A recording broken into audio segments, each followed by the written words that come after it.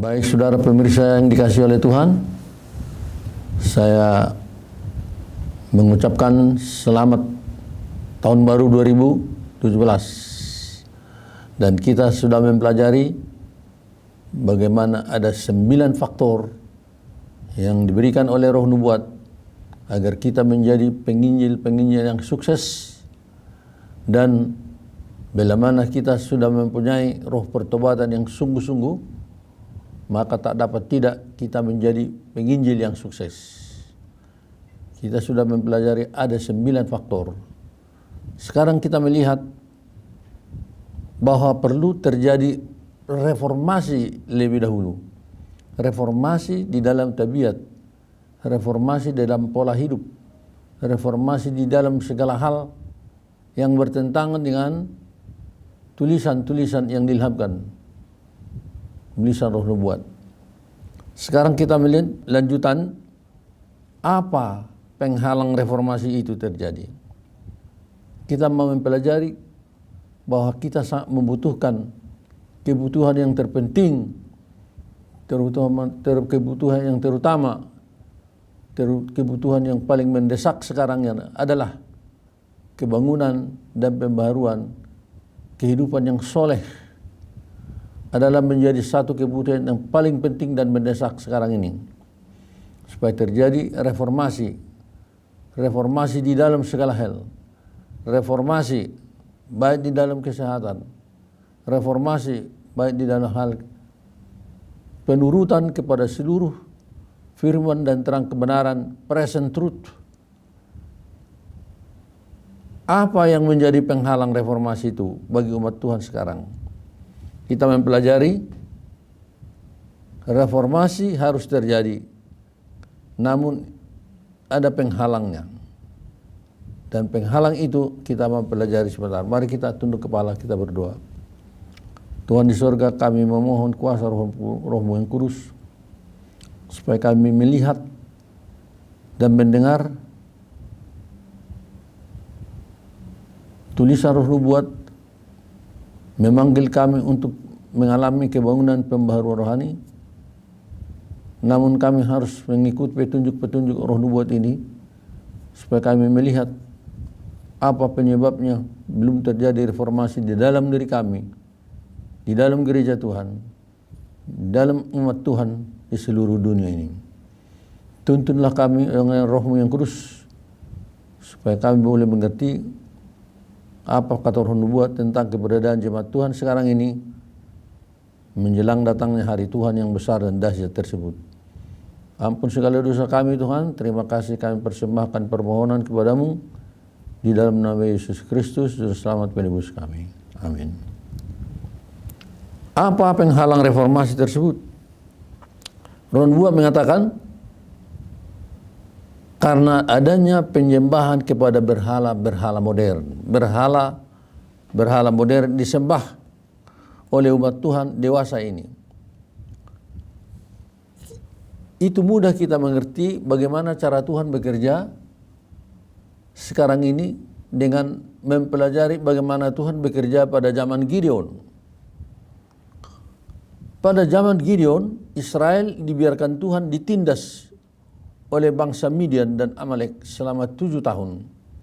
Karena mereka menyembah berhala-berhala Baal. Hakim-Hakim 6 ayat 1 dan 10. Kemudian Israel berseru kepada Tuhan. Maka Tuhan mengutus Gideon untuk melepaskan mereka dari tangan orang Midian dan orang Amalek. Hakim-Hakim 6 ayat 14. Namun saudara pemirsa, sebelum kuasa Tuhan datang melepaskan mereka dari tangan orang Midian dan orang Amalek, apa yang lebih dahulu yang dilakukan oleh Gideon sebelum terjadi kelepasan itu? Apa yang dilakukan Gideon? Hakim-Hakim 6 ayat 25-26. Runtuhkan mezbah Baal, kepunyaan ayahmu, dan tebanglah tiang berhala yang di dekatnya. Kemudian dirikanlah mezbah bagi Tuhan Allahmu di atas kubu pertahanan ini. Jadi Tugas pertama, Gideon disuruh meruntuhkan mezbah Baal, kepunyaan ayahnya sendiri, dan menebang semua tiang-tiang berhala yang ada di dekat mezbah Baal tersebut. Kemudian setelah mezbah Baal diruntuhkan, didirikanlah mezbah bagi Tuhan pada tempat mezbah Baal tersebut. Kemudian setelah Gideon melakukan hal tersebut, di dalam Hakim-Hakim 7 ayat 1, Israel berkemah di dekat mata air Harod, dan Midian berkemah di dekat bukit More di lembahnya. Mereka siap mau berperang. Dikatakan di sini jumlah orang Israel hanya 32.000 orang, sedang tentara Midian dan Amalek tidak terhitung seperti pasir di laut. Hakim-Hakim 7 ayat yang ke-12. Sebelum terjadi peperangan, Tuhan menyaring Israel yang boleh ikut dalam peperangan Tuhan tersebut. Bagaimana Tuhan menyaring bangsa Israel yang boleh ikut dalam perang Tuhan?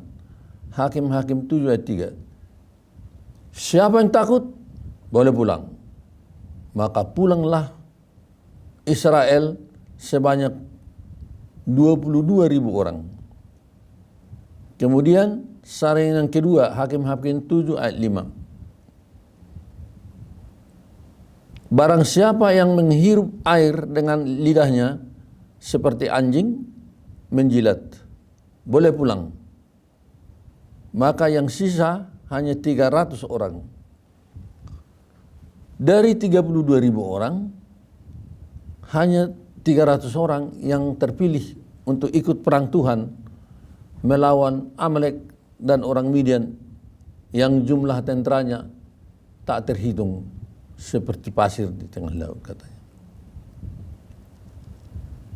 Hanya dengan 300 orang melawan tak terhingga banyaknya. Hakim-Hakim 7 ayat yang ke-9. Peperangan dimenangkan oleh Israel. Mereka berhasil menawan 2 raja Midian dan membunuhnya. Hakim-Hakim 7 ayat 25.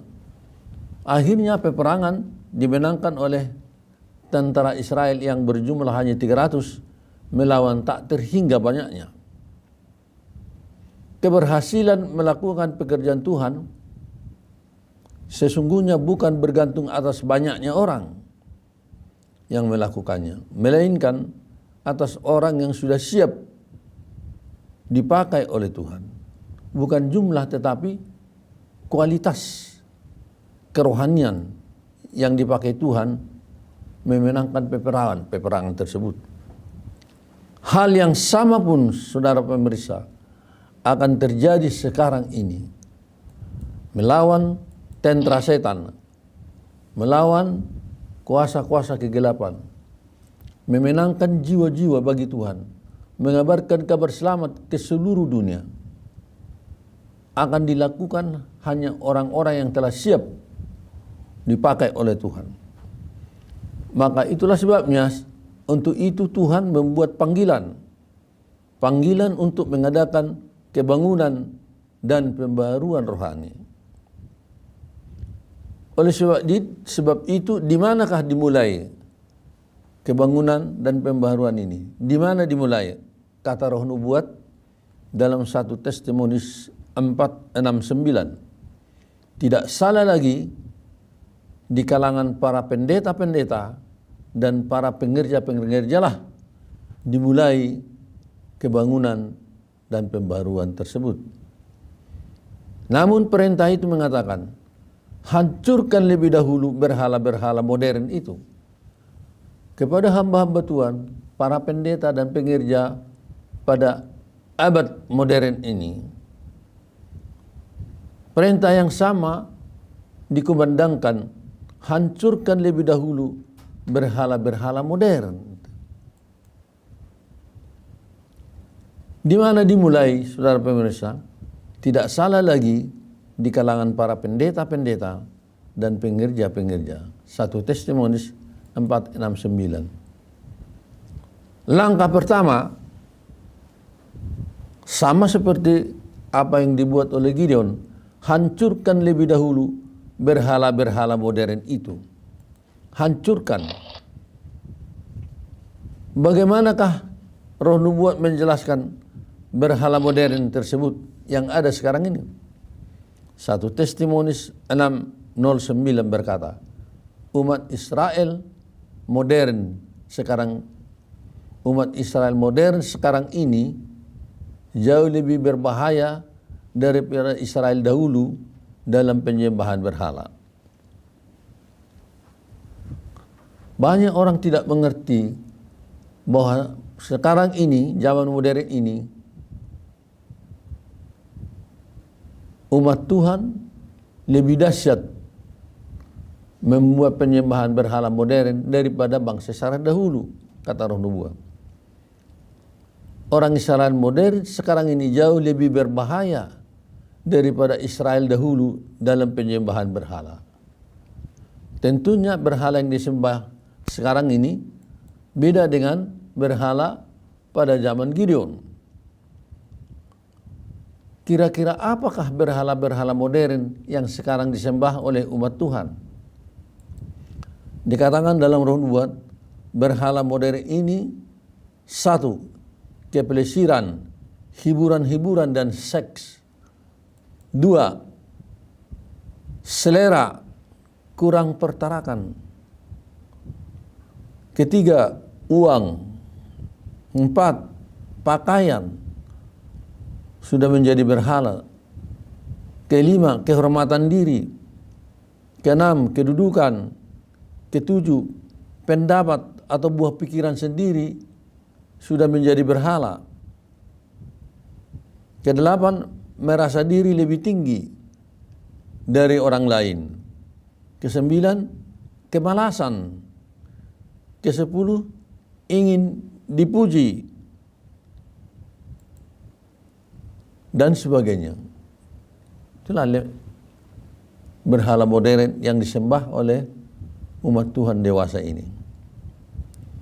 Jenis-jenis berhala modern yang paling menonjol sekarang ini bagi para pendeta dan pengerja dikatakan ada disebut 5P. 5P. P yang pertama position. P yang kedua power. P yang ketiga prestige, gengsi atau martabat. Berhala yang keempat popularitas. Yang kelima profit. Itulah saudara pemirsa 5P yang banyak disembah oleh para pengerja-pengerja. 5P. Position, power, prestige, popularitas, profit. Ini 5P. Sekarang coba kita bahas satu persatu.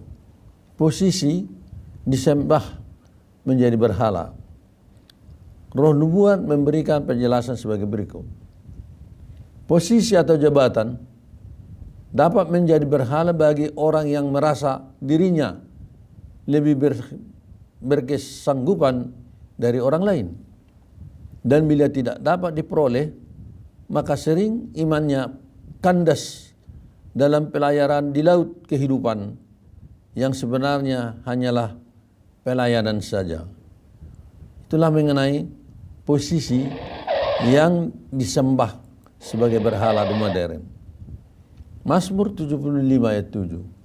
Sebab bukan dari timur atau dari barat, bukan dari padang gurun datang peninggian itu, tetapi Allah adalah hakim. Direndahkannya yang satu dan ditinggikannya yang lain. Jadi Tuhanlah yang memberikan apa? Peninggian. Tuhan yang mengangkat seseorang dan merendahkan yang lain.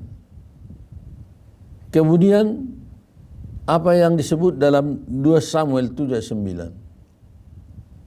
Tuhan berkata kepada Daud, aku telah menyertai engkau di segala tempat yang kau jalani dan telah melenyapkan segala musuhmu dari depanmu.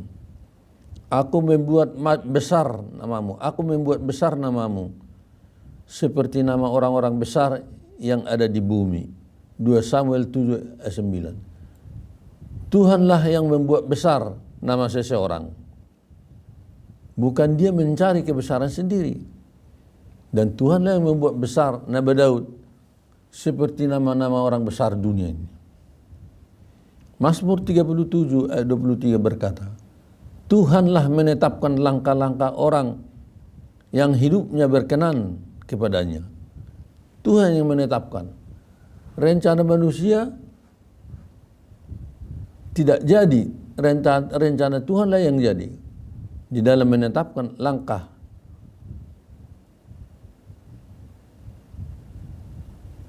Yang kedua, berhala yang kedua adalah power. Power atau kuasa. Apa itu power? Menurut Kamus Webster Dictionary disebut power. Kuasa adalah kesanggupan untuk membuat sesuatu terjadi.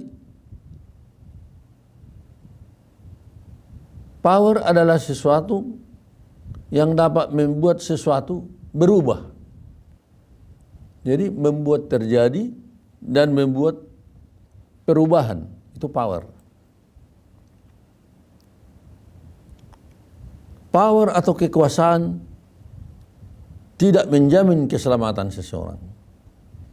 Karena di dalam Mazmur 32 ayat 16 berkata, seorang raja tidak akan selamat oleh besarnya kuasa.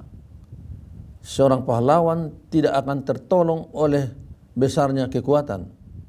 Mazmur 32 ayat 16. Melainkan Tuhanlah sumber kuasa, kemenangan, dan kebesaran.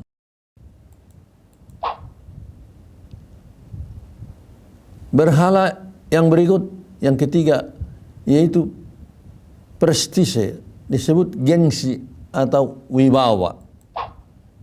Bergengsi, berwibawa. Dunia ini memuja dan memuji orang-orang yang berprestasi dalam segala bidang. Tetapi untuk mengejar dan mencapainya, banyak orang bertindak salah dan berkelebihan. Siapakah yang membuat kita sanggup untuk melakukan semua itu? Siapa yang memberikan kesanggupan kita? Alkitab berkata dalam 2 Korintus 3:6, Ialah yang membuat kami juga sanggup menjadi pelayan-pelayan dari suatu perjanjian yang baru, yang tidak terdiri dari hukum yang tertulis, tetapi dari roh. Tuhanlah yang membuat kita sanggup menjadi pelayan-pelayan dalam perjanjian baru yang diberikan kepada masing-masing kita. Dan itu kita kerjakan dalam kuasa roh. Jadi kesanggupan itu bukan dari diri kita, tetapi dari luar diri kita, yaitu dari Rohul Kudus. Oleh karena kesanggupan itu adalah anugerah dan pemberian dari Tuhan, maka kita tidak perlu menerima kredit atau pujian bagi diri sendiri, melainkan hanya kepada Tuhan saja. Dunia mengandalkan ada kuasa sendiri di dalam diri seseorang yang perlu digali sehingga manusia menjadi manusia ajaib. Tetapi Alkitab berkata, bukan dalam diri kita, tetapi dari Tuhan. Marilah kita tak pernah percaya diri dan percayakanlah semua itu hanya kepada kuasa Tuhan, kuasa ilahi. Oleh sebab itulah sumber kuasa yang benar. Lebih baik kita memelihara hubungan dengan Tuhan daripada berusaha dengan cara kita sendiri mempertahankan prestasi yang kita peroleh hanya karena anugerah dari Tuhan saja. Jadi banyak orang melalui kekuatan sendiri mempertahankan, berusaha dengan cara sendiri memperoleh prestasi, tetapi bukan menjaga hubungan dengan sumber kuasa prestasi itu, yaitu Tuhan sendiri. Berhala yang berikut adalah popularitas. Nama yang harum, tepuk tangan dari manusia adalah merupakan berhala bagi sebagian orang. Untuk memperolehnya tidak dengan untuk mengorbankan apa saja. Untuk memperolehnya tidak segan mengorbankan apa saja yang kemudian mendewakan diri sendiri. Untuk menjadi populer sekarang ini adalah sangat besar manusia yang ingin populer. Ini merupakan satu berhala yang disembah manusia, yaitu menjadi populer. Nama yang harum, suka ditepuk tangan, berhala. Untuk itu dikatakan manusia tidak segan-segan mengorbankan apa saja supaya dirinya dapat didewakan oleh sesama manusia. Namun Alkitab berkata, Yohanes 8 ayat 50, Yesus berkata, tetapi aku tidak mencari hormat bagiku. Bagi Yesus Kristus sangat aneh mencari hormat bagi dirinya atau mencari-cari pujian dan tepuk tangan dari sesama manusia. Tegas dikatakan dalam Yohanes 8 ayat 50, Yesus berkata, aku tidak mencari hormat bagiku. Yesus berkata kepada murid-muridnya, setiap orang yang mau mengikut aku, ia harus menyangkal dirinya, memikul salibnya, dan mengikut aku. Matius 16 ayat 24. Yesus memanggil kita mengikut teladan dalam penyangkalan diri, bukan supaya hormat atau ditepuk tangan atau menjadi popularitas, tetapi dikatakan menyangkal dirinya. Itu makanya Yesus kembali menegaskan di dalam Matius 11 ayat 29, pikullah kuk yang kupasang, belajarlah padaku. Kita dipanggil belajar kepada Yesus, karena Yesus berkata, aku ini lemah lembut dan rendah hati, jiwamu mendapat ketenangan. Banyak orang tidak beroleh ketenangan karena ingin dipuji orang, ingin dimuliakan, ingin populer, ingin popularitas. Sehingga kalau namanya sedikit tersinggung atau kurang dihargai, hilang damainya. Tetapi orang yang lemah lembut dan rendah hati mendapat ketenangan karena dia tidak mencari-cari hormat dan tepuk tangan. Oleh sebab itulah, saudara pemirsa, mengapa tidak terjadi kebangunan rohani? Karena kita masih menyembah banyak berhala. Namun waktu zaman Gideon kita melihat, sebelum Tuhan memakai Gideon untuk mendapat kemenangan melawan Amalek yang tentaranya tak terhitung banyaknya, mereka harus lebih dahulu menghancurkan berhala-berhala dan tiang-tiang berhala. Penyembahan kepada berhala Baal harus lebih dahulu dilenyapkan. Maka Tuhan turun memberikan kepada mereka kuasa kemenangan melawan tentara Amalek. Kadang-kadang dikatakan jabatan, kepintaran, titel, dan kekayaan mempersulit seseorang untuk menyangkal diri dan menjadi rendah hati. Yesus memanggil kita, saudara pemirsa, mengikuti teladan Yesus, belajar kepadanya.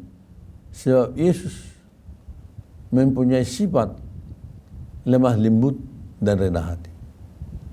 Pesannya pada kita sekarang ini harus bisa untuk menghancurkan berhala-berhala modern tersebut, agar kita beroleh kemenangan menyelesaikan pekerjaan Tuhan oleh kuasa kecurahan Roh Kudus yang kita sangat butuhkan tersebut. Mari kita tunduk kepala, kita berdoa. Bapa di surga, terima kasih petunjuk Tuhan melalui roh nubuat ini untuk memperoleh kebangunan dan pembaharuan rohani. Kami harus menghancurkan berhala-berhala modern yang disembah oleh manusia pada dewasa ini. Tolonglah Tuhan, supaya kami benar-benar datang kepada Yesus, agar kami menjadi lemah lembut dan rendah hati, dan menyangkal diri, dan menghancurkan semua berhala-berhala yang disembah oleh dunia ini. Marilah Tuhan, untuk pelajaran selanjutnya kami memperhatikan persyaratan bagaimana Tuhan menggunakan hanya 300 orang di dalam perang Tuhan memenangkan tentara-tentara orang Amalek yang tak terhitung banyaknya. Dengarlah seruan kami Tuhan, berikan kami roh kerendahan hati, berikan kami kerinduan menjadi seperti Yesus di dalam tabiat kelemah lembutan dan rendah hati. Ampun segala dosa kami ya Bapa. Berikan kami kuasa Roh-Mu Kudus agar kami boleh meniru Yesus Kristus dan menyangkal diri kami. Terima kasih Tuhan, kami sudah berdoa bersyukur dalam nama Yesus, Juru Selamat dan Penebus kami. Amin.